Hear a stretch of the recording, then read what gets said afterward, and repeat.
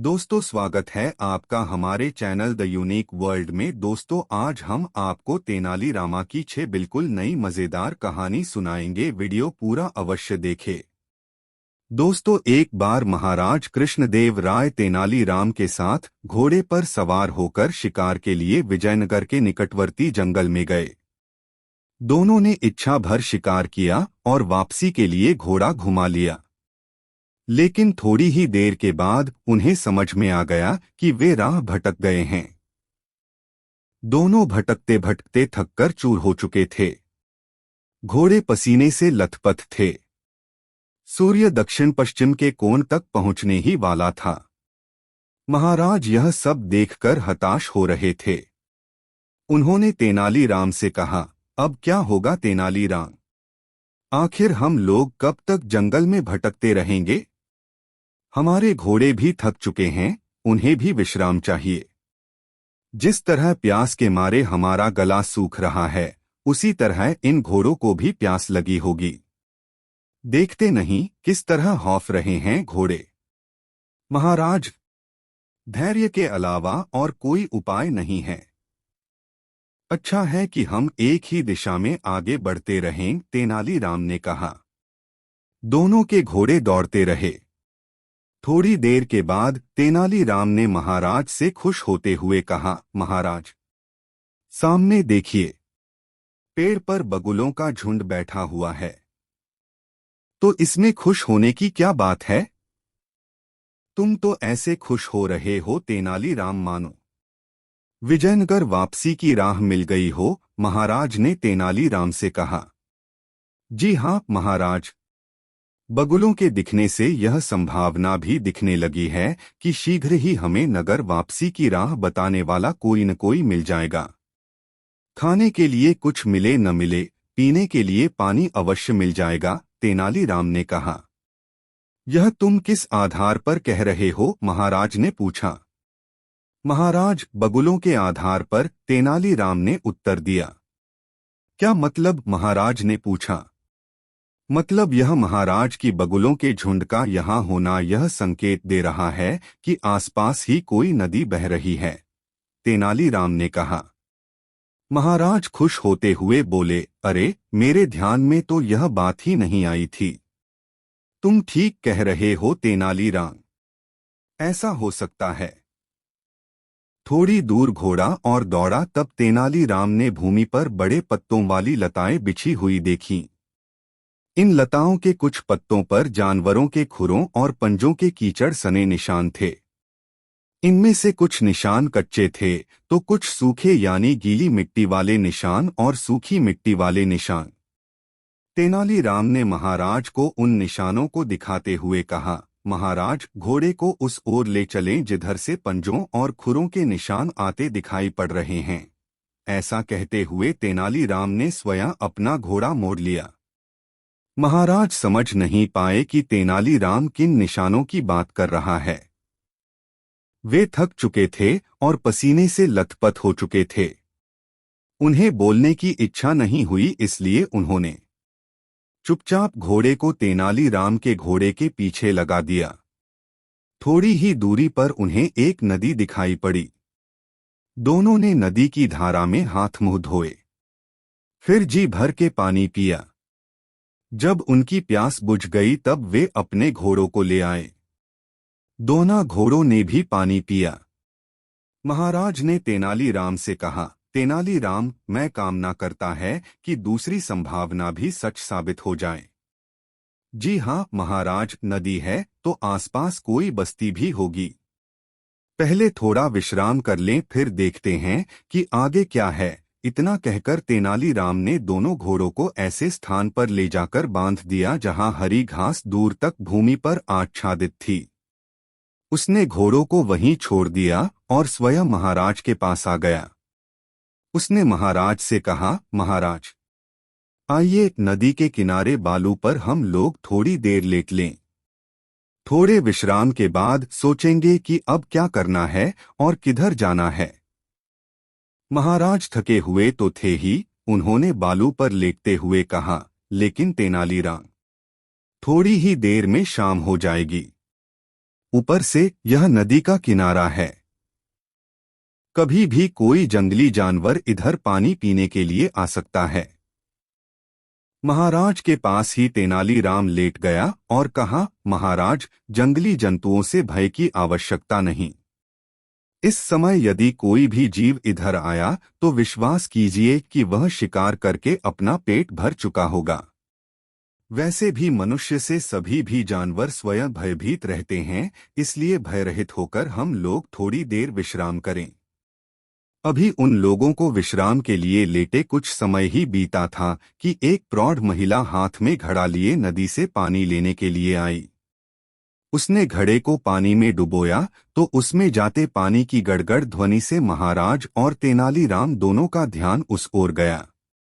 उन दोनों ने नदी की ओर देखा और प्रसन्न हो गए। महाराज ने प्रसन्न होते हुए तेनालीराम से कहा, तेनालीराम, तुम्हारा दूसरा अनुमान भी सच साबित हुआ। चलो महिला से पता करें विजयनगर जाने का रास्ता। दोनों महिला के पास पहुंचे। महिला ने उन्हें देखते ही समझ लिया कि ये दोनों राजसी व्यक्तित्व के स्वामी हैं। अवश्य इनमें से कोई राजा है। ऐसा सोचकर उसने दोनों को नमस्कार किया और पूछने लगी, राह भटक गए हो राजन महाराज।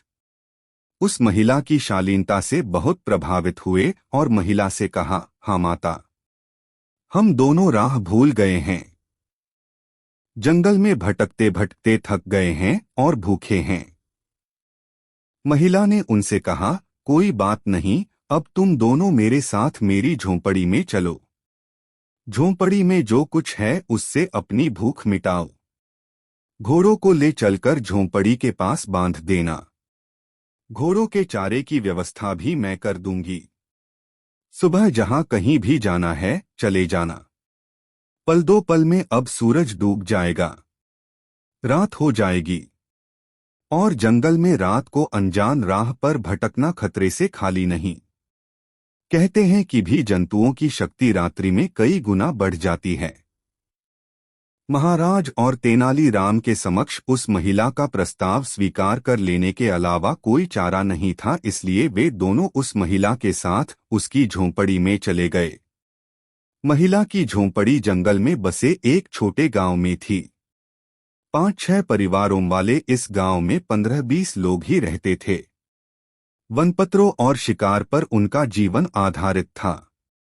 महाराज और तेनालीराम दोनों ही भूख से बेहाल थे। महिला ने उन्हें गुड़ और चने के उपयोग से बनाया गया पेठा दिया। महाराज को यह पेठा बहुत स्वादिष्ट लगा। दूसरे दिन सुबह महिला ने उन दोनों को विजयनगर की राह दिखा दी और वे दोनों विजयनगर चले आए। फिर सब कुछ सामान्य हो गया। महाराज और तेनालीराम नियमित राजभवन जाते। वहां दोनों में बातचीत होती। एक दिन महाराज ने तेनालीराम से कहा, तेनालीराम, मुझे वह पेठा खाने की बड़ी इच्छा है। कहीं से चने गुड़ के पेठे की व्यवस्था करो। तेनालीराम ने विजयनगर की एक दुकान से महाराज के लिए पेठा मंगवा दिया, मगर महाराज को इस पेठे में वह स्वाद नहीं मिला। दूसरे दिन महाराज ने तेनालीराम को बताया कि कल जो पेठा खाया उसमें वह बात ही नहीं थी जो उस जंगल वाली महिला के पेठे में थी। तेनालीराम ने किसी दूसरी दुकान से महाराज के लिए पेठा मंगा दिया, मगर महाराज को उससे भी संतुष्टि नहीं मिली। इस प्रकार महाराज को बारी बारी से विजयनगर की सभी दुकानों के पेठे खिलाए गए, मगर महाराज को उस महिला की झोंपड़ी में मिले पेठे का स्वाद नहीं मिला। अंततः एक दिन तेनालीराम ने महाराज से जंगल में उस महिला से मिलने चलने के लिए कहा। महाराज सहर्ष तैयार हो गए। दूसरे दिन सुबह दोनों जंगल में उस महिला की झोंपड़ी की ओर चल दिए। महिला की झोंपड़ी तक पहुंचते पहुंचते दोनों थककर चूर हो गए। उन्हें भूख भी जोरों की लगी थी। महिला की झोंपड़ी में जब वे दोनों पहुंचे तब महिला उन्हें देखकर बहुत प्रसन्न हुई। उसने उन दोनों को बैठने के लिए चटाई बिछा दी, पीने के लिए पानी दिया। महाराज ने महिला से कहा, माँ, मुझे चना गुड़ का पेठा खिलाओ। तुम्हारे हाथ का पेठा खाने के लिए ही मैं यहाँ आया है। महाराज की अपनापन भरी बातें सुनकर महिला बहुत प्रसन्न हुई। उसने तुरंत महाराज के लिए पेठा बनाया।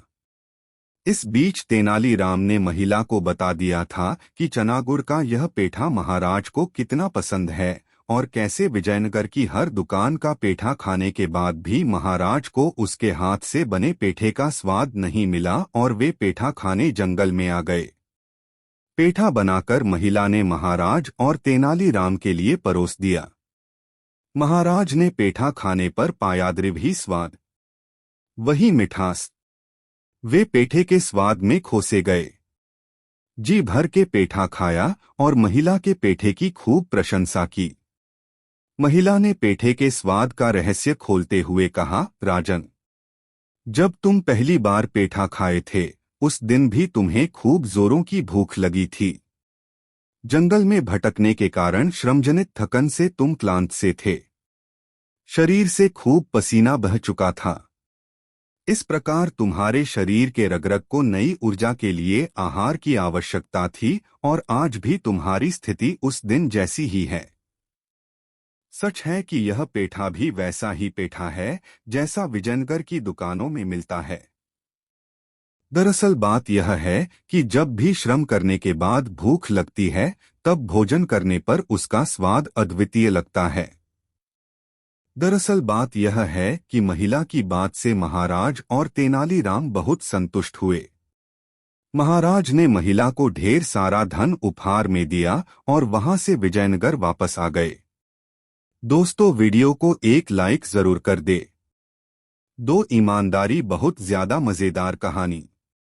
महाराज कृष्णदेव राय कभी कभी अपने दरबार में इतने सहज हो जाते थे कि उन्हें देखकर कोई कह नहीं सकता था कि वे एक कुशल प्रशासक, कुशल राजनीतिज्ञ और अनुशासनप्रिय शासक हैं।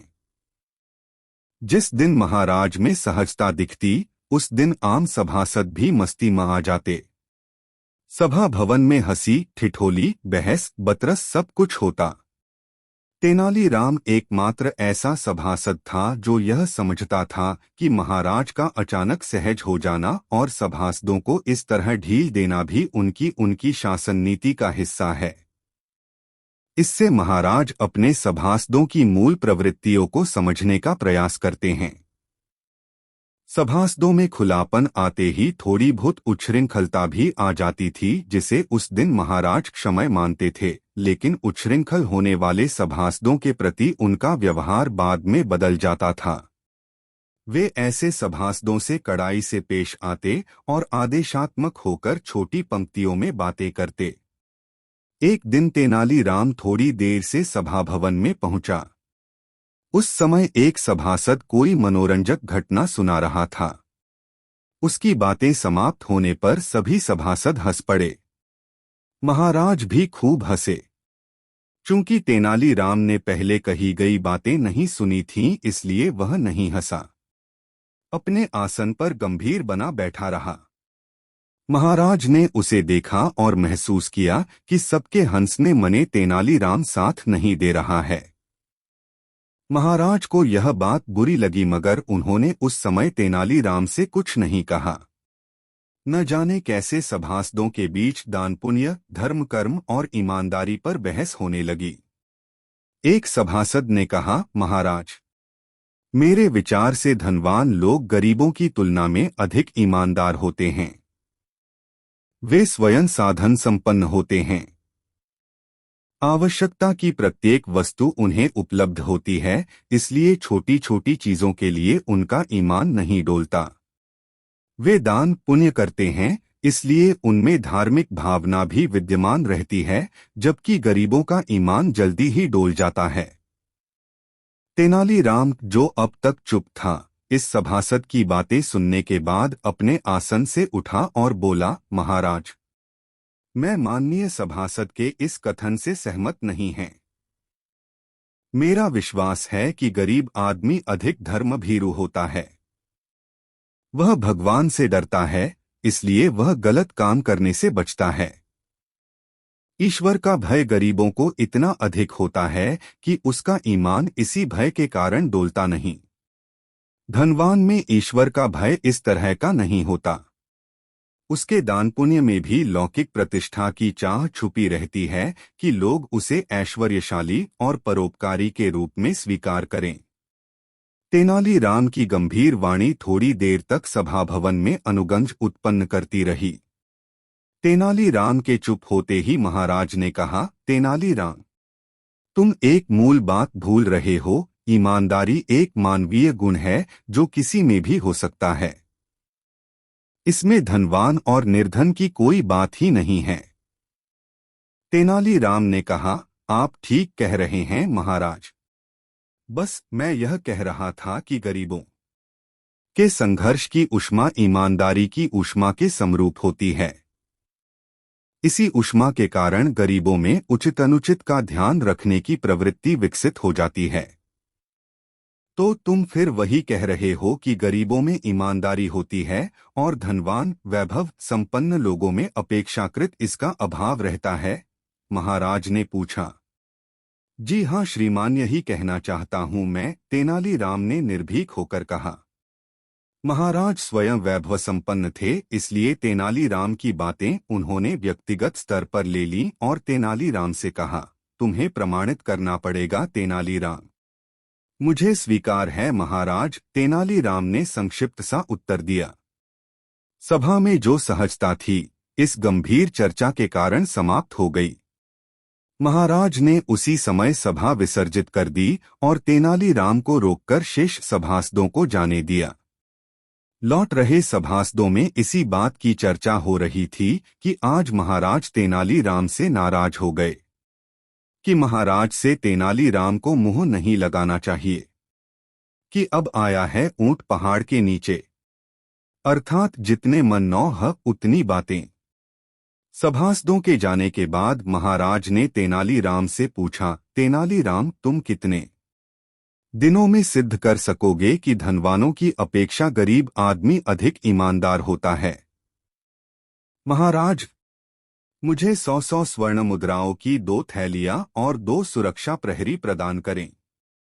मैं यह बात 2 दिनों अर्थात आज और कल में प्रमाणित कर दूंगा कि धनवान लोगों में धन लोलुपता होती है जो उन्हें ईमानदार नहीं रहने देती, जबकि गरीबों में धन लोलुपता नहीं होती, तेनालीराम ने कहा।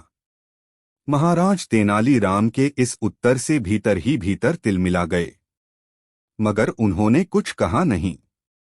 उन्होंने तेनालीराम को 2 थैलियों में स्वर्ण मुद्राएं और 2 प्रहरी उपलब्ध करा दिए। तेनालीराम उन्हें लेकर राजभवन से बाहर राजमार्ग की ओर महाराज की आज्ञा लेकर चल पड़ा। महाराज से चलते समय उसने कहा, महाराज, आप मुझे शुभकामना दें कि कल शाम तक मैं प्रमाण सहित अपनी बातें सिद्ध कर सकें। तेनालीराम ने दोनों प्रहरियों को व्यापारी वेश में अपने घर आने का निर्देश दिया और स्वयं अपने घर चला गया। वह अपने साथ स्वर्ण मुद्राओं की थैलियां भी लेता गया। ऐसे अवसर पर तेनालीराम बहुत सजग हो जाया करता था। उसके रंध्र रंध्र में सजगता उत्पन्न हो जाती थी, यानी वह सहस्त्र नेत्रधारी बन जाता था। लोग उसके इसी गुण के कारण ही उसे चक्षुश्रवा और प्रज्ञाचक्षु आदि विशेषणों से संबोधित किया करते थे। उसके घर पहुंचने के थोड़ी देर बाद ही दोनों प्रहरी व्यापारियों के बाने में उसके घर पहुंचे। तेनालीराम उन्हें लेकर विजयनगर के बाजार में चला आया और देर तक इधर उधर टहलता रहा। वापसी के समय उसने दोनों प्रहरियों को एक एक स्वर्ण मुद्राओं की थैली थमा दी और एक को एक धनी व्यापारी के आगे चलते हुए थैली कहीं सुनसान इलाके में गिराकर चले जाने को कहा। उसने प्रहरी को उस धनी आदमी को भी दिखा दिया जिस धनी आदमी के आगे उसे चलना था। संभवतः तेनालीराम उस धनी आदमी को पहचानता था और जानता भी था कि वह कहाँ रहता है। पुनः दूसरे प्रहरी को एक गरीब आदमी के आगे आगे जाने का उसने निर्देश दिया और प्रहरी को बता दिया कि उस गरीब आदमी का गंतव्य क्या है। इस प्रहरी को भी तेनालीराम ने सुनसान स्थान पर थैली इस तरह गिराने को कहा जिसे वह गरीब आदमी देख ले। अपनी व्यूहरचना तैयार कर लेने के बाद उसने दोनों प्रहरियों को यह निर्देश भी दिया कि वे दोनों थैलियां गिरा देने के बाद तेजी से आगे जाएं और कहीं छुप जाएं। जब उनका शिकार राह में गिरी थैली लेकर बढ़े तब वे उनका पीछा करें और देखें कि वे थैली का क्या करते हैं। अपने द्वारा दिए गए निर्देशों से तेनालीराम संतुष्ट था। उसे विश्वास था कि आज रात में ही उसे वांछित प्रमाण प्राप्त हो जाएगा। दोनों प्रहरियों को विदा करने के बाद तेनालीराम अपने घर लौट आया। दूसरे दिन सुबह ही दोनों प्रहरी तेनालीराम के घर पर पहुंच गए। वह उस समय दरबार जाने के लिए तैयार हो रहा था। उसने प्रहरियों से पूछा, क्या समाचार लाए हो? एक प्रहरी ने तेनालीराम से कहा, श्रीमान, मैं आपके निर्देश पर जिस व्यक्ति के पीछे गया था उसका नाम गिरिधारी लाल है। उसकी बाजार में सोने चांदी के जेवरों की दुकान है। बहुत पैसे वाला आदमी है वह। अभी उसकी बात पूरी नहीं हुई थी कि तेनालीराम ने उसे टोक दिया, अरे भाई, मैंने तुम्हें किसी के पीछे नहीं भेजा था, आगे भेजा था। ठीक से सारी बातें बताओ। क्षमा करना श्रीमान, भूल हो गई, प्रहरी ने कहा और कल शाम को घटित घटना बताने लगा। श्रीमान, जब मैं उस आदमी, मेरा मतलब है कि गिरिधारी लाल के आगे आगे चलते हुए कदम पेड़ के पास पहुंचा तो मुझे राह पूरी तरह खाली दिखी। सुनसान रास्ते पर दो ही मुसाफिर थे, मैं और वह। मैं उससे मात्र 4 कदम की दूरी पर था। मौका देखकर मैंने कमर में खोसी हुई स्वर्ण मुद्राओं की थैली गिरा दी और सामान्य चाल से आगे बढ़ता रहा, मानो मुझे थैली गिरने का भान ही नहीं है। कुल 4 कदम चलकर मैंने अपनी गर्दन पीछे की ओर हल्के से घुमाई तो पाया वह व्यक्ति नीचे गिरी थैली उठा रहा था। मैंने अपनी गति बढ़ा दी। थैली उठाने के बाद वह थोड़ी धीमी गति से चलने लगा। मैं तेज चलता हुआ राह में आए एक पेड़ की ओट लेकर खड़ा होकर उसकी प्रतीक्षा करने लगा। जब वह उस पेड़ से थोड़ा आगे निकल गया तब मैं भी पेड़ की ओट से बाहर निकलकर उसका पीछा करने लगा। वह आदमी हल्दी बाजार के निकट बसे कुलीनों के मोहल्ले में बने गुलाबी मकान में रहता है। उसके घर की बाहरी दीवार पर उसका नाम खुदा हुआ है, गिरिधारी लाल। मैंने घर के चारों ओर छोड़ी गई खुली जमीन का लाभ लिया और एक कमरे की खुली खिड़की से अंदर झांका तो पाया कि गिरिधारी लाल थैली से स्वर्ण मुद्राएं निकालकर गिन रहा है। उसने मुद्राएं गिनकर उन्हें थैली में रखा और आसमान की ओर हाथ जोड़े कुछ देर तक खड़ा रहा, फिर स्वर्ण मुद्राओं की थैली को कमरे में लगी तिजोरी में रखा। तभी एक वृद्ध व्यक्ति उस कमरे में आया और पूछा, क्या बात है गिरिधारी, तुमने हाथ पांव भी नहीं धोए और कमरे में चले आए। तुम्हारा स्वास्थ्य तो ठीक है? प्रत्युत्तर में उसने क्या कहा मैं नहीं सुन पाया। तेनालीराम ने उस प्रहरी की पीठ थपथपाई और दूसरे प्रहरी की ओर देखकर पूछा, तुम्हारा समाचार?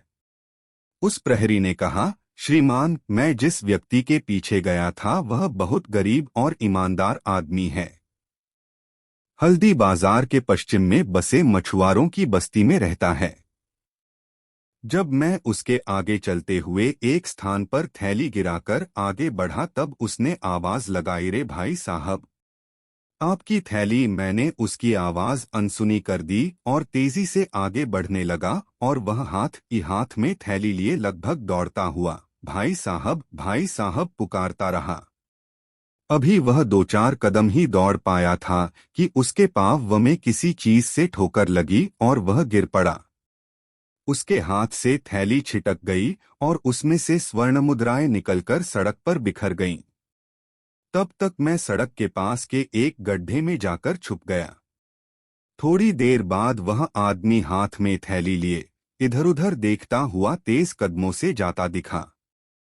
संभवतः वह मुझे ही तलाश रहा था। मैं थोड़ी देर के बाद उस गली से निकला और उससे कुछ दूरी बनाकर चलने लगा। जब वह व्यक्ति अपने घर पहुंच गया तब चटाई पर बैठकर उसने स्वर्ण मुद्राएं गिनी।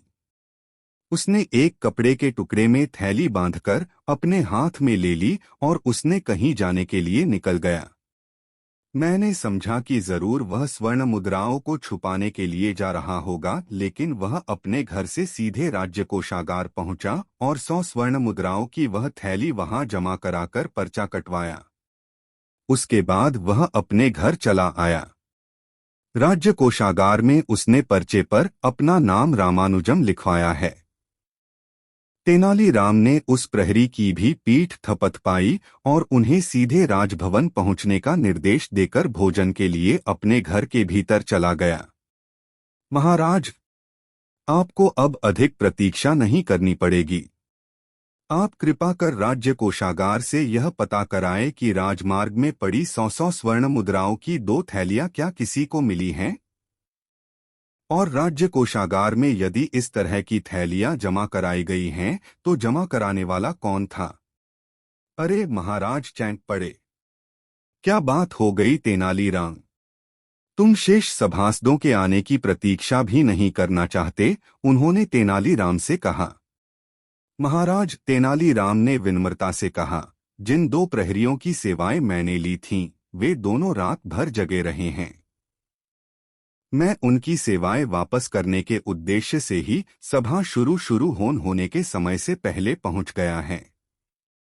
कल जो पहेली सुलझाने का जिम्मा आपने मुझे सौंपा था, उसके लिए प्रमाण प्राप्त कर लेने के उद्देश्य से मैं सक्रिय हुआ है।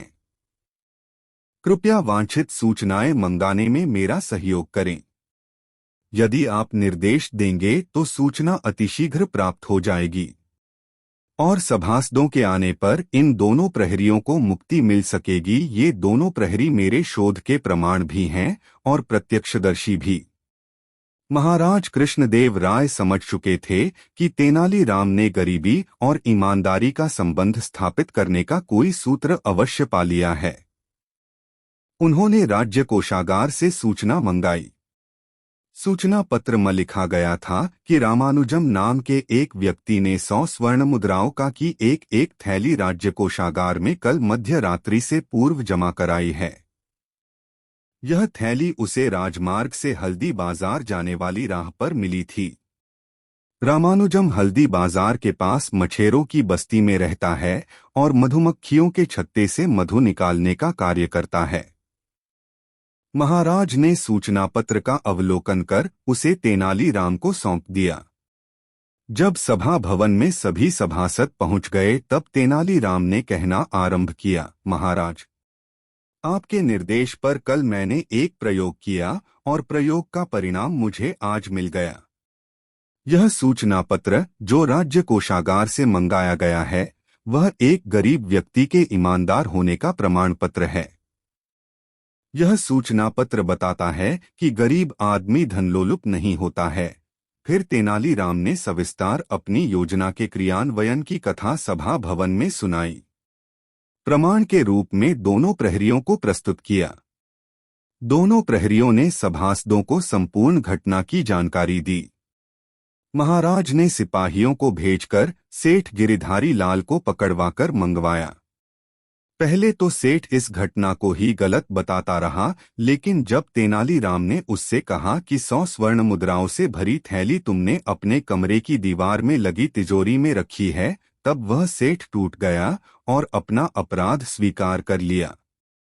महाराज ने सिपाहियों को भेजकर स्वर्ण मुद्राएं मंगा लीं और उसे राज्य कोषागार को सौंप दिया गया। सेठ गिरिधारी लाल को महाराज ने जेल भिजवा दिया। गरीब रामानुजम को दरबार में बुलाकर 100 स्वर्ण मुद्राएं उसकी ईमानदारी के पुरस्कार स्वरूप प्रदान की। इसके बाद महाराज ने तेनाली को अपने गले से लगा लिया और कहा, सचमुच तेनालीराम, तुम्हारी मेधा का कोई दूसरा उदाहरण मैंने कहीं नहीं देखा। दोस्तों, यह कहानी अपने मित्रों को जरूर शेयर करें। 3 दोस्तों, एक बार विजयनगर में अमन चैन था। महाराज कृष्णदेव राय की लोकप्रियता आकाश छू रही थी। उन्हें प्रजापालक, न्यायप्रिय और धैर्यवान शासक माना जा रहा था। अपने राज्य में ही नहीं बल्कि पड़ोसी राज्यों में भी उन्हें कृपालु और उदार शासक कहा जाने लगा था। उनकी लोकप्रियता के पीछे तेनालीराम की बुद्धि की बड़ी भूमिका थी। तेनालीराम उनके कार्यों को कुछ ऐसा रूप दे देता था कि लोगों को महाराज की स्वार्थ सिद्धि में भी उदारता और न्यायप्रियता की झलक मिलने लगती थी। कुछ दिन पहले ही जब महाराज अपने राज्य के विकास की रूपरेखा तय करने के लिए भ्रमण कर रहे थे, तब तेनालीराम की बुद्धि के कारण उनके काफिले ने बिना कुछ दिए प्रजा से भोजन भी प्राप्त किया और गुणगान भी, मानो महाराज और उनका काफिला प्रजाजनों से भोजन प्राप्त कर उन पर उपकार कर रहे हों। राज्य भ्रमण के समय में महाराज जहां कहीं भी गए, वहां प्रजाजनों ने उनका गर्मजोशी से स्वागत किया। यह सब तेनालीराम की कुशाग्र बुद्धि का ही परिणाम था। लेकिन तेनालीराम ने राज्य भ्रमण के बाद से महाराज में कुछ विचित्र से परिवर्तन देखे। पहले तो उसे लगा कि यह उसका भ्रम है, किंतु महाराज की भंगिमाओं में हो रहे बदलावों पर अनायास ही उसकी दृष्टि पड़ती और उसे लगता कि महाराज में दर्प का समावेश हो रहा है। वे कुछ बोलते तो तेनालीराम को लगता कि यह महाराज नहीं, महाराज का अभिमान बोल रहा है। इसके बाद अपने स्वभाव के अनुरूप तेनालीराम महाराज की प्रत्येक चेष्टा और अभिव्यक्ति पर गौर करने लगा। बहुत सूक्ष्मता से अध्ययन करने पर महाराज के बारे में उसकी स्पष्ट धारणा बनी कि अभी हाल के दिनों में महाराज जब राज्य भ्रमण के लिए निकले थे तो जगह जगह उन्हें जो अतिशय सम्मान मिला, इससे उनके गरिमाबोध का विस्तार हो गया। अनायास सम्मान से मनुष्य में गर्व का भाव आता ही है। महाराज में यह गर्व बोध बढ़कर घमंड में परिणत हो गया है। तेनालीराम को चिंता हुई कि महाराज का घमंड यदि और बढ़ा तो राज्य में उनकी प्रजापालक वाली छवि को क्षति पहुंचेगी। मगर महाराज के बहुत निकट होते हुए भी उसके और महाराज के बीच मर्यादा की एक क्षीण सी रेखा भी थी। वह उस रेखा का उल्लंघन करना नहीं चाहता था। इसलिए महाराज को वह सीधे यह नहीं कह सकता था कि महाराज आप घमंडी हो गए हैं। प्रजा के बीच लोकप्रिय बने रहने के लिए आपका मृदु व्यवहार आवश्यक है। स्वाभाविक रूप से तेनालीराम दिन रात इसी उधेड़बुन में लगा रहता था कि कोई उपाय सूझे तो वह महाराज को उनके बदल रहे स्वभाव के प्रति सचेत कर दे। एक दिन महाराज घोड़े पर सवार होकर राजभवन से बाहर निकले तथा एक पगडंडी पर सरपट घोड़ा दौड़ाते हुए आगे बढ़े। यह पगडंडी आगे तेनालीराम के आवास की ओर जाती थी। तेनालीराम उसी पगडंडी से राजभवन की ओर जा रहा था। महाराज को उस पगडंडी से आते देखकर तेनालीराम चौंक पड़ा। इतनी सुबह महाराज राजमार्ग छोड़कर इस पगडंडी से भला कहाँ जा रहे हैं? यह प्रश्न अपने मस्तिष्क में लिए तेनालीराम पगडंडी के किनारे के खेत में खड़ा होकर महाराज की प्रतीक्षा करने लगा। उसके मन में शंका उठ रही थी कि पास में ही गरीबों की बस्ती है और इन गरीबों ने महाराज को कभी देखा होगा, यह आवश्यक नहीं है। इस बस्ती के लोग दिन भर दूरदराज में परिश्रम करते हैं और रात गए अपने घर लौटते हैं तो नशे में होते हैं। सस्ती मदिरा और मांस इनकी कमजोरी है। इनकी दिनचर्या और रहन-सहन दोनों ही इस बात की संभावना पैदा नहीं होने देते कि ये महाराज को जाने। परिश्रम ही इनका महाराज है। ये अपने परिश्रम के द्वारा अपने दुखों से पार पाते हैं, इसलिए इन्हें किसी की परवाह भी नहीं होती कि वह कोई फकीर है या राजा। अपने काम से मतलब रखने वाले इन लोगों की बातों में अजीब सी तलखी है। ये बिना लागल पेट के बातें करते हैं। और करे भी क्यों नहीं? काम मिला तो किया, पैसा कमाया तो खाया पिया और मौज किया। काम नहीं मिला तो भूखे ही सो गए, न किसी से लिया न दिया। ऐसी जीवन शैली में औपचारिकताओं का स्थान ही कहाँ है? तेनालीराम अभी यह सोच ही रहा था कि एक महिला बस्ती की राह से एक बच्चे की उंगली थामे आई और उसी पगडंडी पर चलने लगी जिस पर महाराज घोड़ा दौड़ाते हुए आ रहे थे।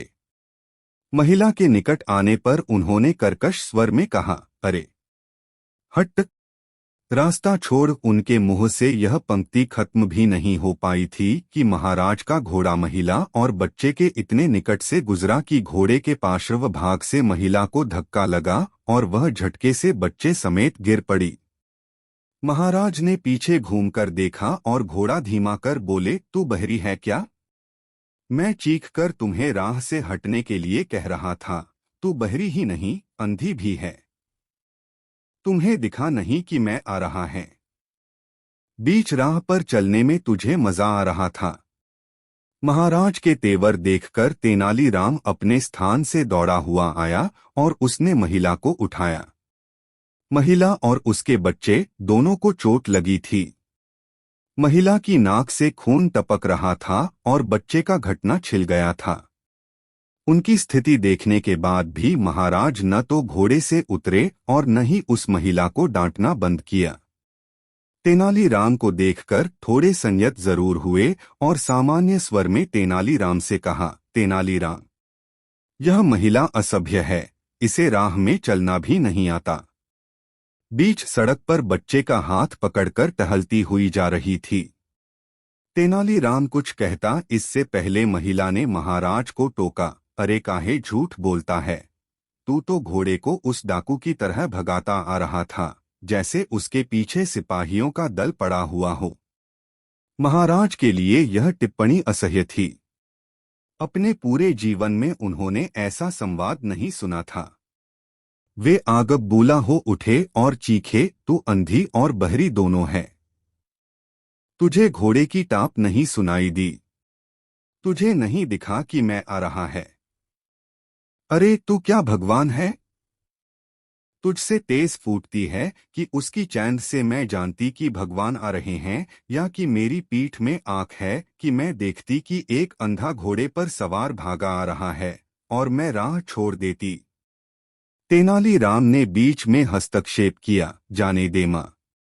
अब जो होना था हुआ और महाराज की ओर मुंह करते हुए तेनालीराम ने महाराज से कहा, आप भी अपने गंतव्य की ओर प्रस्थान करें महाराज। मैं जरा इस बच्चे को वैद्य जी से दिखलाकर इन्हें घर पहुंचाऊं। इसके बाद तेनालीराम ने बच्चे को गोद में ले लिया और बिना महाराज की ओर देखे उस महिला से कहा, आओ मां, जरा वैद्य जी के पास चलो। महिला महाराज को मन ही मन कोसती हुई तेनालीराम के साथ चलने लगी। महाराज तेनालीराम की ओर विस्मय से देखते रह गए। बिना किसी अभिवादन के तेनालीराम वहां से महिला और बच्चे के साथ चला गया। उस दिन पगडंडी से गुजरकर महाराज राजमार्ग पर आए और राजमार्ग से ही राजभवन पहुंचे। उनका मन क्षोभ से भरा हुआ था। एक तो जीवन में ऐसी बातें उन्होंने कभी नहीं सुनी थीं, जैसी बातें उन्हें एक महिला सुना गई थी जिसके शरीर पर ढंग के वस्त्र भी नहीं थे। दूसरी यह कि तेनालीराम जैसा सभासद जो वर्षों से उनकी सेवा में है, उस महिला का दुर्व्यवहार देखने के बाद भी उसी महिला के साथ जा खड़ा हुआ। उनके मन में क्रोध का ज्वार उठ रहा था। यह तेनालीराम जो मेरे कारण पूरे राज्य में सम्मानित है, दूसरे राज्यों में भी जिसकी विद्वत्ता की चर्चा होती है, वह भूल गया कि मैं उसका अन्नदाता है। मेरे कारण ही उसे सम्मान अर्जित करने का अवसर मिला। मैंने उसे अपने राज्य का विदूषक नहीं बनाया होता तो वह कहीं भाड़ झोंक रहा होता और वह महिला चांडालिन। मैं उसकी धृष्टता का ऐसा दंड दूंगा कि उसे तो क्या, उसके खानदान के किसी भी सदस्य को कहीं पनाह नहीं मिलेगी। महाराज का आक्रोश बढ़ता ही जा रहा था।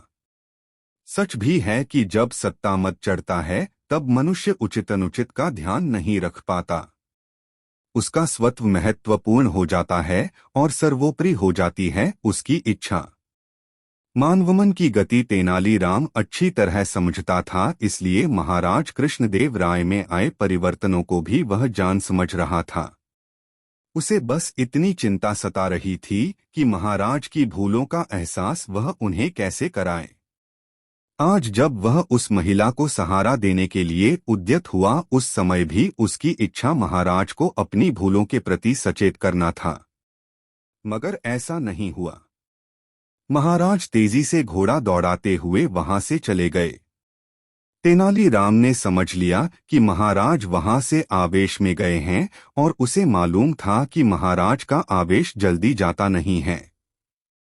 तेनालीराम ने उस महिला और बच्चे को वैद्य से दिखलाकर उन्हें विदा किया और राजभवन जाने की बजाय अपने घर लौट आया। बहुत देर तक चिंतन मनन करने के बाद वह एक निष्कर्ष पर पहुंचा और अपने निष्कर्ष के अनुरूप कुछ करने के लिए सक्रिय हुआ। उसने एक योजना का प्रारूप भोजपत्र पर तैयार किया। प्रारूप तैयार हो जाने के बाद उसने उसे फिर से देखा, मनन किया। इसके बाद उसने कपड़े बदले, घोड़ा निकाला और विजयनगर से बाहर निकलकर सुंदर घाटी पहुंचा। सुंदर घाटी एक ऐसा राज्य था जहां के कलाकारों को दूर दूर तक प्रसिद्धि प्राप्त थी। तेनालीराम ने वहां एक प्रसिद्ध नाट्य संस्था के संचालक से भेंट की तथा उसे अपनी योजना समझाई। फिर उसे कुछ मुद्राएं भेंट करते हुए कहा कि कार्यक्रम के बाद आपके सभी कलाकारों को मेरी ओर से विशेष पुरस्कार भी मिलेगा और यह पुरस्कार यादगार भी होगा और पारिश्रमिक भी। 2 दिनों के बाद ही विजयनगर में नववर्ष महोत्सव होना था। महाराज ने हर वर्ष की तरह इस वर्ष भी स्वयं अपनी देखरेख में सारी तैयारियां करवाई थीं। उन्हें कई स्थलों पर तेनालीराम की आवश्यकता महसूस हुई। तेनालीराम उस दिन से ही लापता था जिस दिन महाराज के घोड़े की चपेट में आकर एक महिला और उसका बच्चा चोटिल हो गया था। पहले तो महाराज को तेनालीराम के इस तरह गायब होने से बहुत क्रोध आया, लेकिन जब उसके गायब हुए 2 दिन हो गए तब उन्हें भी अपनी भूलों का एहसास होने लगा। उन्होंने मन ही मन स्वीकार किया कि उस दिन उनका आचरण न तो भद्रजन जैसा था और न ही शासकोचित। उस महिला के साथ उन्होंने जो व्यवहार किया वह अहंकारजनित आचरण ही कहा जाएगा। ऐसा विचार कर महाराज ने तेनालीराम को बुलाने के लिए सेवक को भेजा। सेवक ने लौटकर सूचना दी कि तेनालीराम 2 दिन पहले घोड़े से कहीं गए हैं तथा अभी तक नहीं लौटे हैं। उनके घर में उनके इस तरह बिना किसी सूचना के कहीं चले जाने को लेकर परिजन चिंतित हैं। यह सूचना मिलने पर महाराज और चिंतित हो गए। उसी दिन महाराज के पास 2 कलाकार आए। उन्होंने महाराज से बताया कि वे सुंदर घाटी से आए हैं। हरियाली से भरे अपने राज्य के कलाकारों का एक कार्यक्रम विजयनगर के नववर्ष महोत्सव के खुले मंच पर करना चाहते हैं। महाराज को उन कलाकारों ने बताया कि उनका कार्यक्रम पीड़ित मानवता की सेवा का संदेश देगा। महाराज ने उन्हें स्वीकृति प्रदान कर दी क्योंकि यह खुला मंच था ही राज्य के बाहर से आए अपने अपने क्षेत्र के महान कलाकारों के लिए या ऐसे कलाकारों के लिए जो अपनी कला के माध्यम से समाज को कोई संदेश देने का संकल्प लेते हों। अंततः विजयनगर का नववर्ष महोत्सव प्रारंभ हो गया। ऐसा संभवतः वर्षों बाद हुआ जब महोत्सव में तेनालीराम शामिल नहीं हुआ। ऐसे सभासद जो तेनालीराम की विद्वत्ता से ईर्ष्या करते थे, वे भी उसकी अनुपस्थिति का कारण जानने को उत्सुक थे तथा जो उसके प्रशंसक थे, वे भी। महाराज की विवशता थी कि वे तेनालीराम के संदर्भ में कुछ कर नहीं सकते थे। बस उन्होंने अपने खुफिया तंत्र को उसके बारे में पता करने का निर्देश दे दिया था। महोत्सव स्थल पर खुला मंच का कार्यक्रम प्रारंभ हुआ।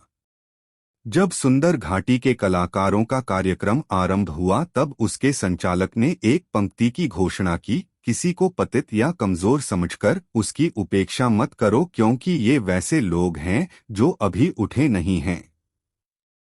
रंगमंच से पर्दा हटने पर सबके सामने हरियालियों से सजा एक दृश्य आया।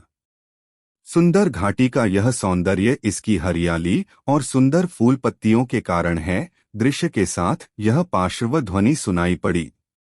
पार्श्व ध्वनि में आगे सुना गया, सुंदर घाटी में बसने वाले कलाकार संपूर्ण धरा को हरियाली से आच्छादित करना चाहते हैं।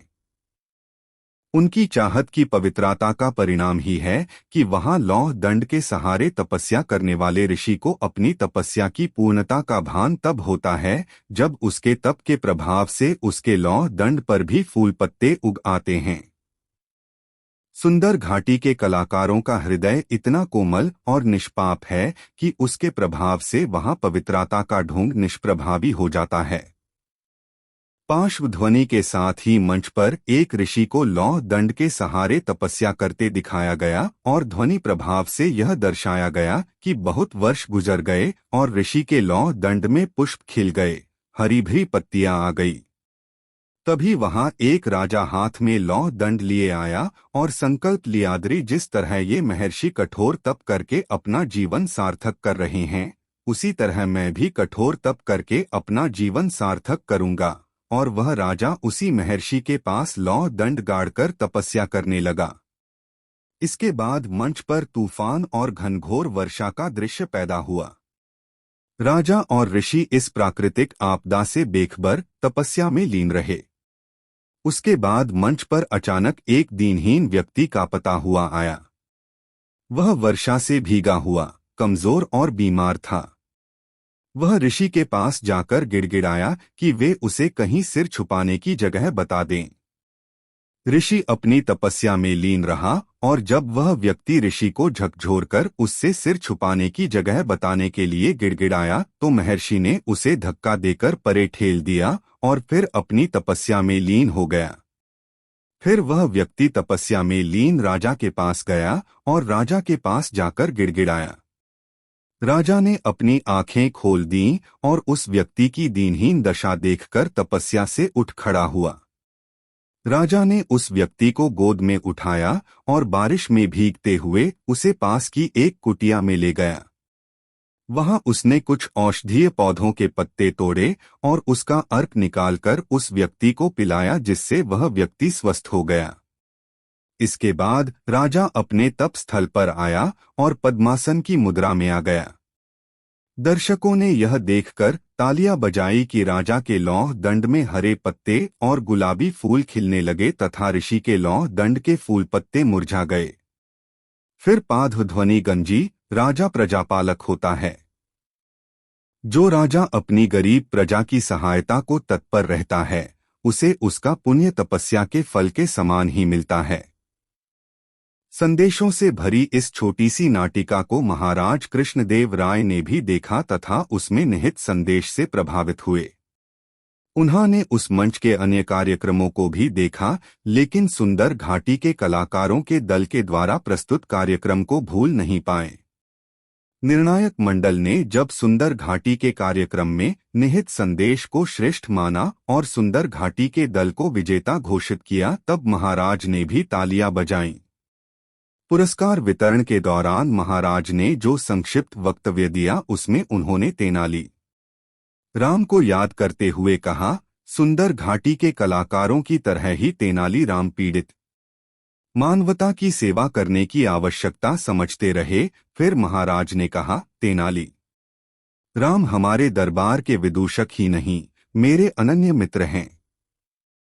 आज वे यहाँ होते तो इस लघु नाटिका को देखकर उन्हें प्रसन्नता होती, मगर मेरी ही एक भूल। महाराज की पंक्ति पूरी नहीं हो पाई थी कि कलाकारों के दल के बीच से एक व्यक्ति ऋषि की दाढ़ी अपने चेहरे से उतारता हुआ रंगमंच पर पहुंच गया। बस महाराज, आगे की पंक्ति मुझे कहने दें, कहता वह व्यक्ति जब महाराज के पास पहुंच गया तब महाराज के मुंह से हर्ष ध्वनि निकली, तेनालीराम कहाँ चले गए थे? उन्होंने तेनालीराम को अपनी भुजाओं में ले लिया और तेनालीराम ने पंक्ति पूरी की, हाँ, एक भूल ने मुझ में छुपे कलाकार को मंच पर आने का अवसर दिया। महाराज ने गढ़ूद होकर अपने गले से मोतियों की माला उतारी और तेनालीराम के गले में डाल दी। इसके बाद विजयनगर के महाराज कृष्णदेव राय अपनी प्रजा के प्रति और उदार हो गए। गरीबों के उत्थान के लिए उनके राज्य में कई कार्यक्रम आरंभ हुए, जिससे विजयनगर का यशोगान दूसरे राज्यों तक भी पहुंचा। दोस्तों, ऐसी और नई कहानी के लिए चैनल को सब्सक्राइब जरूर कर ले। चार दोस्तों महाराज कृष्णदेव राय अपने सभासदों के साथ अपने राजदरबार में बैठे थे। किसी विषय पर बहस चल रही थी। महाराज गौर से सभासदों के विचार सुन रहे थे। इसी बीच एक गरीब व्यक्ति फरियादी के रूप में दरबार में उपस्थित हुआ और महाराज के समक्ष हाथ जोड़कर खड़ा हो गया। महाराज ने उसकी तरफ देखा तो वह सिसकते हुए बोला, महाराज, फरियादी हैं, आपके पास अपनी फरियाद लेकर आया है। महाराज ने उससे कहा, बोलो, तुम्हारी क्या फरियाद है और तुम क्या चाहते हो? महाराज, मैं गडरिया है। भेड़ बकरियां पालना मेरा पुश्तैनी धंधा है। मेरे परिवार का भरण पोषण इन्हीं भेड़ बकरियों से होता है। मेरे पड़ोस में एक व्यक्ति पक्के मकान में रहता है।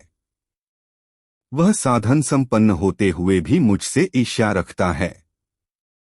इसी ईर्ष्या के कारण उसने मेरी झोंपड़ी से सटाकर अपनी जमीन में ऊंची दीवार खड़ी करवा ली कि मेरी बकरियां उसके अहाते में चरने न जा सकें। कल तेज बारिश में उसकी वह दीवार ढह गई और दीवार के मलबे में दबकर मेरी 10 बकरियां मर गईं। मुझ गरीब को इससे बहुत हानि हुई है, जिसकी भरपाई होनी चाहिए, नहीं तो मेरा परिवार चलाना कठिन हो जाएगा। महाराज कुछ बोलते उससे पहले ही तेनालीराम ने कहा, इस घटना में तो नुकसान की भरपाई उसे करनी चाहिए जिसकी दीवार गिरी है। जी हाँ महाराज, मुझे न्याय मिल जाए, इसी आशा में मैं हाथ जोड़े खड़ा है, फरियादी ने कहा। महाराज ने तेनालीराम से कहा, तेनालीराम, इस फरियादी की व्यथाकथा सुनकर तुम जो भी उचित हो करो। जैसी आज्ञा महाराज, तेनालीराम ने कहा और प्रहरी को भेजकर उसने फरियादी के पड़ोसी को दरबार में बुलवा लिया। तेनालीराम ने फरियादी के पड़ोसी से कहा, तुम्हारे मकान की दीवार ढहने से इस व्यक्ति की 10 बकरियां मर गईं। इसको हुई इस अप्रत्याशित क्षति की भरपाई तो तुम्हें करनी होगी। उस व्यक्ति ने तेनालीराम के आगे अपने हाथ जोड़ लिए और कहा, आपका आदेश सिर। आंखों पर, लेकिन श्रीमान आप इतना तो विचार करें कि दीवार मैंने बनाई नहीं, बनवाई है। दीवार गिरने से मुझे भी तो क्षति हुई है। मेरी क्षतिपूर्ति कौन करेगा? दीवार गिरने का कारण तो अपर्याप्त गारे से ईंटों का जोड़ा जाना ही होगा। इसलिए दीवार गिरने के लिए मैं नहीं, उसे बनाने वाला दोषी है। तेनालीराम ने उस व्यक्ति से कहा, तुम ठीक कहते हो।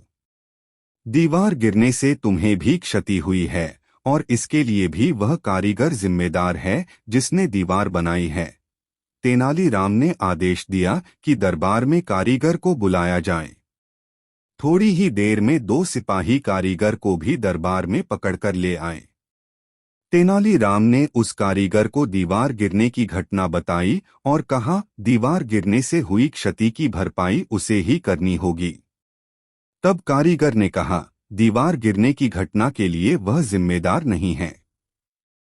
असल में गारा बनाते समय भिश्ती ने जिस मशक से पानी डाला, उस मशक की माप सही नहीं थी, जिसके कारण अधिक पानी पड़ने से गारा गीला हो गया और दीवार कमजोर बनी।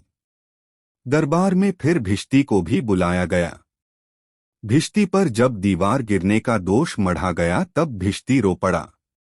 उसने रोते रोते कहा, महाराज, मुझ पर अन्याय न हो। मशक तो मैंने बनाई नहीं। जो मशक मैंने मांगी, इसे बनाने और बेचने वाले ने मुझे यह मशक देकर झूठ बोला कि जिस माप की मशक मैंने मांगी थी उसने उसी माप की मशक मुझे बेची है और मुझे यह मशक इसी व्यक्ति ने बेची थी जिसकी बकरियां दीवार ढहने से मरी हैं। तेनालीराम ने फरियादी की ओर देखा। फरियादी हाथ जोड़े बोला, जी हाँ, मशक मैंने ही बेची थी, मुझे क्षमा कर दें। तेनालीराम ने उससे कहा, भविष्य में झूठ बोलकर सामान मत बेचना, जाओ घर जाओ। शिकायतकर्ता अपनी खुशबू लेकर घर लौट आया। दोस्तों, कहानी कैसी लगी कमेंट में जरूर बताएं। 5 दोस्तों, एक दिन महाराज कृष्णदेव राय अपने दरबार में बैठे लोगों की फरियाद सुन रहे थे। उनके पास उस दिन एक विचित्र समस्या लेकर एक फरियादी आया। फरियादी ने अपनी समस्या महाराज के सामने इस प्रकार रखी। महाराज, मैं एक गरीब आदमी हैं। मेरे पास एक मकान है जिसमें 2 कमरे हैं। एक कमरे में मैं रहता हूँ शून्य तथा दूसरे कमरे में एक किराएदार। मेरा किराएदार एक मोची है जो दिन भर बाजार में लोगों के जूतों की मरम्मत करता है और रात को घर आकर घंटों पूजा करता है। महाराज चकराए, अरे यह तो अच्छी बात है। तब तो मोची भला आदमी है। ऐसे आदमी से तुम्हें क्या परेशानी है? हाँ महाराज, वह भला आदमी है। मुझे समय पर किराया अदा करता है। किसी बात की कभी झिकझिक खिचखिच उसने मेरे साथ नहीं की है। रोज सुबह जगकर स्नान ध्यान करने के बाद ही वह अपने काम के लिए निकलता है। फरियादी ने कहा। तो फिर परेशानी क्या है? महाराज ने पूछा। महाराज, शाम को जब मोची पूजा करता है तब वह हाथ में ढोलक लेकर उसे पीटते हुए जोर जोर से भजन गाता है। उसके भजन गाने से भी मुझे कोई शिकायत नहीं है। शिकायत है उसकी ढोल से, जिसकी धमक से मैं घंटों परेशान रहता है और सो नहीं पाता। फरियादी ने कहा। महाराज को फरियादी की वास्तविक परेशानी का अनुमान लग गया। थोड़ी देर मौन रहने के बाद उन्होंने तेनालीराम से पूछा, क्यों तेनालीराम? इस फरियादी का दुख दर्द दूर करने का तो एकमात्र उपाय यही है कि इसका कमरा खाली करा दिया जाए। नहीं महाराज, तेनालीराम ने कहा, इस तरह के समाधान से तो मोची ही नहीं, फरियादी भी परेशान हो उठेगा। वह कैसे? महाराज ने पूछा। महाराज, फरियादी ने साफ साफ कहा है कि वह गरीब आदमी है। 2 कमरों के मकान का एक कमरा किराए पर देने से यह बात साफ हो जाती है कि उसे पैसों की जरूरत है, तभी वह एक कमरा किराए पर देने के लिए विवश हुआ है। हाँ, तुम ठीक कह रहे हो। फिर क्या समाधान है? महाराज ने पूछा। महाराज, यदि यह फरियादी 99 रुपए खर्च करने के लिए तैयार हो जाए तो मैं उसे समस्या से मुक्त करा दूंगा, तेनालीराम ने कहा। महाराज ने पूछा, फरियादी, क्या तुम 99 रुपए खर्च करने की स्थिति में हो? यदि समस्या से मुक्ति मिल जाए तो मैं 99 क्या 100 रुपए भी खर्च कर सकता है, फरियादी ने कहा। नहीं, केवल 99 रुपए। इस बार यह बात तेनालीराम ने कही। जी हाँ श्रीमान, मैं 99 रुपए खर्च कर सकता हूँ, फरियादी ने कहा। तो ठीक है, जाओ और 99 रुपए गिनकर एक मखमल की थैली में डाल दो। और जिस समय मोची कमरे में नहीं हो उस समय उसके कमरे में वह थैली डाल दो। ऐसा करने के 1 सप्ताह बाद आकर महाराज को उसके भजन का हाल बताना। अब जाओ और जाकर वही करो जो मैंने तुम्हें बताया है, तेनालीराम ने कहा। फरियादी महाराज के दरबार से बहुत आशंकित मन से लौटा। उसे विश्वास नहीं हो रहा था कि यह उसकी समस्या का कोई समाधान है। वह मन ही मन सोचता जा रहा था, आज के जमाने में गरीबों की कौन सुनता है कि राजा महाराजा सुनेंगे। खैर चलो, यहाँ आए तो 99 के चक्कर में पड़े, न आते तो अच्छा था। अपने घर पहुंचकर फरियादी ने मखमल की थैली में 99 रुपए गिनकर डाले और मोची के कमरे में फेंक आया। उसे इसका कोई परिणाम मिलने की आशा नहीं थी। दूसरी तरफ महाराज भी तेनालीराम की सलाह से सहमत नहीं थे। उन्होंने तेनालीराम से पूछा, तेनालीराम, तुमने उस फरियादी को 99 रुपए की थैली मोची के कमरे में फेंकने की सलाह तो दे दी, लेकिन इससे क्या होगा, मुझे बताओ। महाराज, इससे मोची 99 के चक्कर में पड़ जाएगा, तेनालीराम ने हंसते हुए कहा। 99 के चक्कर में? महाराज ने चौंक कर फिर पूछा। यह 99 का चक्कर क्या है? मुझे खुलकर बताओ, साफ साफ। महाराज, यह मोची किसी के पास काम नहीं करता, यह अपनी दुकान लगाता है। मतलब यह हुआ कि इस मोची में भी पैसे वाला बनने की लालसा है। अब जब उसे मखमल की थैली में 99 रुपए मिलेंगे, तब वह उन्हें खर्च करने की कतई नहीं सोचेगा।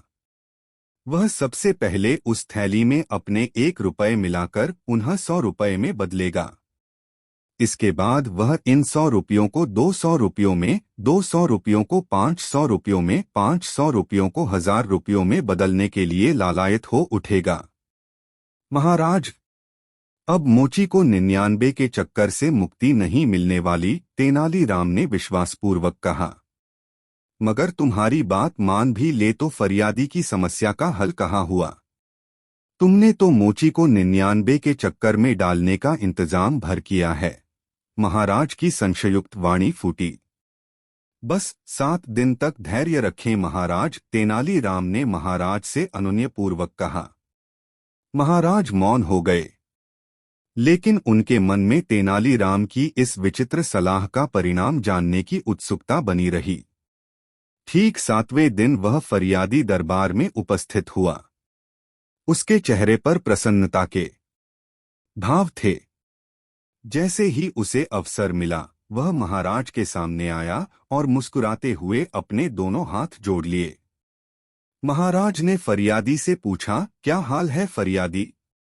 तुम्हारी समस्या बनी हुई है या? फरियादी ने तत्परता से उत्तर दिया, महाराज, अब कोई समस्या नहीं है। अरे, यह चमत्कार कैसे हुआ? महाराज ने विस्मय से पूछा। महाराज, जिस दिन मैंने मोची के कमरे में थैली फेंकी, उस रात मोची ने थोड़ी देर तक भजन गाया।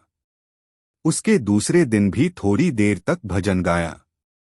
लेकिन उसके बाद से वह रोज रात को जूते गांठने के काम में लगा रहता है। बाजार से लौटने के बाद भगवान के सामने दीप जलाकर प्रणाम करता है और अपने काम में लग जाता है। महाराज, मुझे अब उससे कोई शिकायत नहीं है। मैं रोज रात को चैन की नींद सोता हूं। महाराज ने देखा, तेनालीराम मंद मंद मुस्कुरा रहा था। दोस्तों, यह वीडियो अपने मित्रों को जरूर शेयर कर दे। 6 दोस्तों 5 गधों वाला सौदागर, नई मजेदार कहानी। एक बार महाराज कृष्णदेव राय और तेनालीराम साथ साथ पड़ोसी राज्य के एक शहर सौरभ नगर भ्रमण करने के लिए गए। दोनों सौदागर के वेश में थे। उन दिनों यह आम प्रचलन था कि राजा महाराजा जीवन और जगत में हो रहे परिवर्तनों को जानने के लिए समय समय पर ऐसे ही वेश बदलकर घूमने के लिए निकल जाया करते थे। सौरभ नगर में ये दोनों एक धर्मशाला में ठहरे। इस धर्मशाला में और बहुत से सौदागर ठहरे हुए थे। महाराज उत्सुकता से उन सौदागरों को अपने कमरे से निहार रहे थे। तेनालीराम ने उन्हें इस तरह उत्सुक देखा तो पूछा, क्या बात है महाराज, इस तरह आप हर आने जाने वालों को क्यों देख रहे हैं? यह तो धर्मशाला है। यहाँ इसी तरह लोग आते जाते रहेंगे। इनमें कोई अच्छा सौदागर होगा तो कोई बुरा। कोई बेशकीमती चीजें बेचने वाला होगा तो कोई बात बेचकर पैसे कमाता होगा। महाराज कृष्णदेव राय ने मुस्कुराते हुए कहा, नहीं तेनालीराम, मैं हर आने जाने वाले को नहीं देख रहा। मैं तो सामने के कमरे में ठहरे उस अजीबोगरीब परिधान वाले सौदागर को देख रहा है, जो अपने साथ 5 गधों को भी अपने कमरे में रखे हुए है और उन्हें प्यार से सहला रहा है। मैंने अब से पहले कमरे में पालतू कुत्ते, बिल्लियां, खरगोश, तोते, कबूतर आदि तो देखे थे, मगर किसी को अपने कमरे में गधा रखते नहीं देखा था।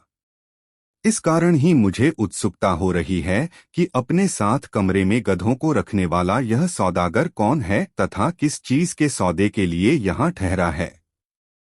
तो इसमें कौन सी बड़ी बात है महाराज? हम लोग बाहर निकलेंगे तो यह बात आसानी से पता लग जाएगी। महाराज और तेनालीराम दोनों ही थोड़ी देर के बाद बाजार जाने के लिए अपने अपने कमरों से बाहर निकले। दोनों जब धर्मशाला के मुख्य द्वार के पास पहुंचे तो तेनालीराम ने महाराज से कहा, महाराज तनिक ठहरिए। महाराज ने तेनालीराम की ओर प्रश्नसूचक दृष्टि से देखा तो तेनालीराम ने कहा, आइए महाराज, धर्मशाला के व्यवस्थापक का कक्ष मुख्य द्वार के पास ही है। जरा चलिए, उस सौदागर के बारे में पता चल जाएगा कि वह कौन है, कहाँ से आया है और किस चीज का सौदा करता है। धर्मशाला के रोजनामचे में ये सूचनाएं गलत भी तो दर्ज हो सकती हैं, जैसे मेरे और तुम्हारे बारे में यह सूचना दर्ज है कि हम दोनों जवाहरातों की खरीद के लिए सौरभ नगर आए हैं। महाराज ने पूछा। जी हाँ महाराज, पर इसकी संभावना बहुत क्षीण है, तेनालीराम ने उत्तर दिया। वह कैसे? महाराज ने पूछा। वह ऐसे महाराज के आसपास, मेरा मतलब है कि सौरभ नगर के आसपास दूसरा राज्य केवल विजयनगर ही है। इस तरह छद्मवेश में किसी दूरस्थ राज्य का राजा यहाँ आए, उसका कारण भी तो होना चाहिए। संप्रति इस तरह का कोई कारण नहीं दिखता। सौरभ नगर की शासन प्रणाली ने मुक्त व्यापार की नीति अपनाई है। इस राज्य का अपना कोई अर्थस्रोत ही नहीं है। पर्यटन के लिए बाहर से जो लोग यहाँ आते हैं, उनसे ही यहाँ का राजस्व चलता है। दूसरे राज्यों से लोग यहाँ आते रहें, इसलिए ही इस राज्य में मुक्त व्यापार प्रणाली अपनाई गई है। यही कारण है कि यहाँ विभिन्न राज्यों के सौदागर बिना किसी रोकटोक के आते हैं। महाराज ने तेनालीराम की ओर प्रशंसाभीष्टि से देखते हुए सोचा कि तेनालीराम इसीलिए तो महत्वपूर्ण है कि वह हर बात को सूक्ष्मता से समझता है। महाराज तेनालीराम के साथ धर्मशाला के व्यवस्थापक के कक्ष में गए। तेनालीराम ने व्यवस्थापक की ओर देखते हुए पूछा, वह गधे वाला सौदागर? कौन? वह जो कंधार से आता है, व्यवस्थापक ने पूछा। असल में तेनालीराम के पूछने का ढंग ही ऐसा था कि व्यवस्थापक को महसूस हुआ कि उसका उस सौदागर से पूर्व का संबंध है। व्यवस्थापक ने तेनालीराम से कहा, आप सामने के गलियारे से सीधे चले जाएं। अंतिम दाईं तरफ के कमरे में वह मिल जाएगा। इस बार वह क्या लाया है? तेनालीराम की ओर व्यवस्थापक ने आश्चर्य से देखा, फिर कहा, वही 5 गधे। अरे भाई, बात बेचने वाला और क्या लाएगा? तेनालीराम ने जब यह सुना तब महाराज से कहा, चलें, उससे मिल ही लें। असल में व्यवस्थापक की बातें सुनकर तेनालीराम की उत्सुकता उस गधे वाले सौदागर के प्रति बढ़ गई थी। चलते चलते तेनालीराम ने व्यवस्थापक से पूछा, आप उसके गधों को भी कमरे में रहने देते हो? व्यवस्थापक ने हंसते हुए कहा, गधा मत कहो। उसका एक गधा 2 आदमी के बराबर है हमारे लिए। सौदागर एक कमरे में रहता है मगर 11 कमरों का किराया चुकाता है। तेनालीराम की उत्सुकता और बढ़ गई। वह महाराज के साथ सौदागर के कमरे की ओर चल पड़ा। महाराज की भी दिलचस्पी उस सौदागर के प्रति हो आई थी। तेनालीराम ने कंधार वाले सौदागर के कमरे के सामने पहुंचकर द्वार खटखटाया। वैसे कमरे का दरवाजा खुला हुआ था और सौदागर अपने गधों को सहला रहा था। उसने दरवाजे की तरफ देखा तो 2 सौदागरों को दरवाजे पर खड़ा पाया, किंतु बिना कोई प्रतिक्रिया जताए वह फिर अपने गधों को सहलाने लगा। तेनालीराम और महाराज चकित रह गए कि इस सौदागर ने उन्हें कुछ कहा नहीं। फिर तेनालीराम ने ही पहल की और पूछा, आ जाओ। तुम्हारी मर्जी, सौदागर गधे को सहलाते हुए बोला। उसकी आंखें गधे पर इस तरह टिकी थीं मानो वह गधा न हो, दुनिया की कोई नायाब वस्तु हो। तेनालीराम और महाराज दोनों कमरे में प्रवेश कर गए, लेकिन उसने उन्हें बैठने को नहीं कहा और गधे को उसी तरह सहलाता रहा मानो वह संसार का सबसे महत्वपूर्ण काम कर रहा हो। तेनालीराम और महाराज पास की दीवार के सहारे कमरे में बिछी चटाई पर बैठ गए। सौदागर ने अपने 5 गधों में से 2 गधों को कमरे में लगी 2 खटियों से बांध दिया। उसके 3 गधे खुले रहे। पहली बार सौदागर ने उन दोनों की ओर बहुत प्रेम से देखा, लगभग उसी दृष्टि से जिस दृष्टि से वह अपने गधों को देख रहा था। फिर उन्हें मुस्कुराता हुआ देखता रहा, कुछ बोला नहीं। महाराज ने फिर चुप्पी तोड़ी। सुना, कंधार से आते हो? सौदागर ने उनके प्रश्न पर ध्यान नहीं दिया और महाराज के सामने हाथ फैला दिया। बोला, मैं उत्तर देने के पैसे लेता है। निकालो 5 स्वर्ण मुद्राएं, फिर बात करो। यदि तुम्हारा साथी भी कुछ जानना चाहे तो उसके भी 5 स्वर्ण मुद्राएं। तुम क्या बताओगे? वह सौदागर उसी तरह मुस्कुराता हुआ उन दोनों को मौन देखता रहा। उसके चेहरे पर निश्चिंतता थी और हाथ उसी तरह स्वर्ण मुद्राएं लेने के लिए बढ़े हुए थे। महाराज ने अपनी जेब से स्वर्ण मुद्राओं की थैली निकाली और उसमें से 10 के स्थान पर 11 स्वर्ण मुद्राएं गिनकर सौदागर के हाथ में रख दी। सौदागर ने एक स्वर्ण मुद्रा अपनी हथेली से निकालकर तलखी के साथ महाराज के हाथ पर धर दी। सुल्तान बख्शिश नहीं लेता, देता है, ध्यान रखना। मैं मन का बादशाह है। पहली बार महाराज को अपने जीवन में ऐसा व्यक्ति मिला था जिसकी आवाज में ऐसा प्रभाव था कि उनका व्यक्तित्व उससे आच्छादित हो गया। उन्होंने मन ही मन सोचा, तो इसका नाम सुल्तान है। फिर मन में शंका हुई, कहीं यह कंधार का सुल्तान तो नहीं? नहीं नहीं, अगर ऐसा होता तो यह स्वयं को मन का बादशाह नहीं कहता। चाहे आदमी है दिलचस्प। जो हो। सुना, बातें बेचते हो? महाराज ने पूछा। सौदागर ने फिर अपनी हथेली आगे बढ़ाई और कहा, प्रति प्रश्न 1 स्वर्ण मुद्रा। एक व्यक्ति 5 प्रश्न केवल। महाराज ने 1 स्वर्ण मुद्रा उसकी हथेली पर रख दी। सुल्तान फिर मुस्कुराया। महाराज कृष्णदेव राय इस अजीब सौदागर के अंदाज के कायल तथा उसके व्यक्तित्व और व्यवहार से सम्मोहित से हो गए। तेनालीराम चुपचाप उस व्यक्ति को देखता रहा। सुना, तुम कंधार से आए हो। हम लोग तुम्हारे सामने वाले कमरे में ठहरे हैं। तुम्हारे कमरे में गधों को देखकर तुमसे मिलने की इच्छा हुई। हम लोग कुछ दिन और रुकेंगे। तुम कब तक रुकोगे? सुल्तान ने अपनी हथेली फिर बढ़ा दी और महाराज को देखते हुए मुस्कुराता रहा। महाराज ने 1 स्वर्ण मुद्रा उसकी हथेली पर फिर से रख दी। जब तक तुम दोनों की तरह 3 और उत्सुक सौदागर न आ जाए तब तक।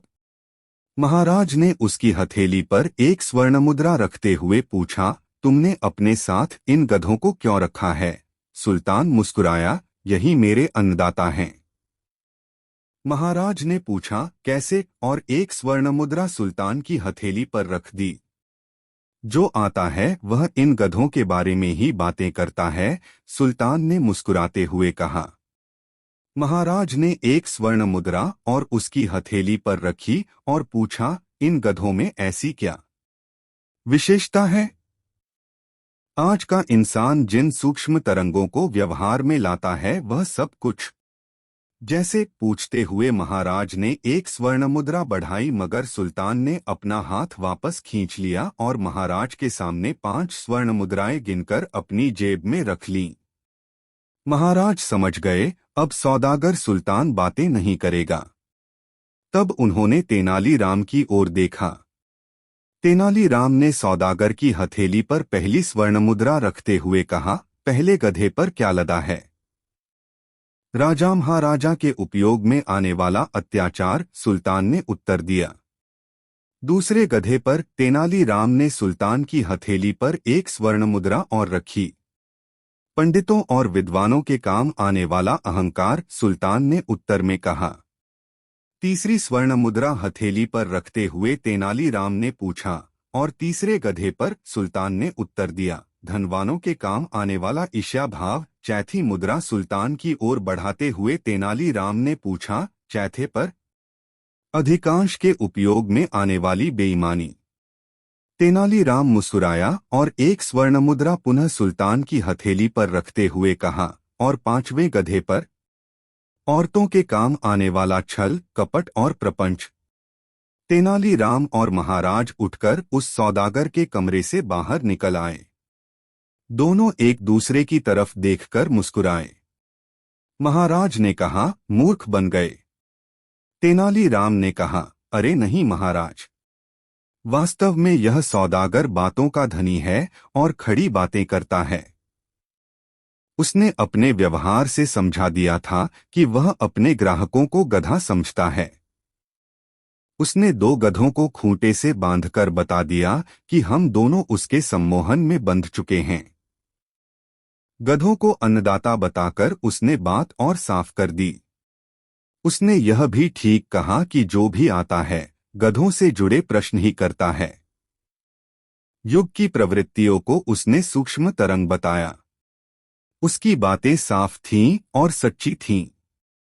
कंधार से यहाँ आने के बाद वह केवल 5 जिज्ञासुओं से बातें कर लौट जाता है और इन 5 से उसे इतनी स्वर्ण मुद्राएं प्राप्त हो जाती हैं कि उसका गुजारा चल जाता है। लेकिन यह तो ठगी है, महाराज ने कहा। ठगी क्या महाराज? छद्मवेश में घूमना ठगी से कम है क्या? तेनालीराम ने मुस्कुराते हुए पूछा और फिर कहा, मुझे तो इस व्यक्ति से मिलकर प्रसन्नता हुई जो बातें बेच रहा है और मुझ जैसों को और सजग होने के लिए प्रेरित कर रहा है। महाराज चुप हो गए। तेनालीराम मुस्कुराते हुए सोचने लगा, इस दुनिया में बुद्धि का उपयोग करने वाले निराले लोग भी हैं। दोस्तों, यह कहानी आपको कैसी लगी कमेंट में ज़रूर बताएं। ऐसी और नई मज़ेदार कहानी सुनने के लिए हमारे चैनल द यूनिक वर्ल्ड को सब्सक्राइब ज़रूर कर ले और यह वीडियो अपने मित्रों को ज़रूर शेयर कर दे। वीडियो देखने के लिए धन्यवाद।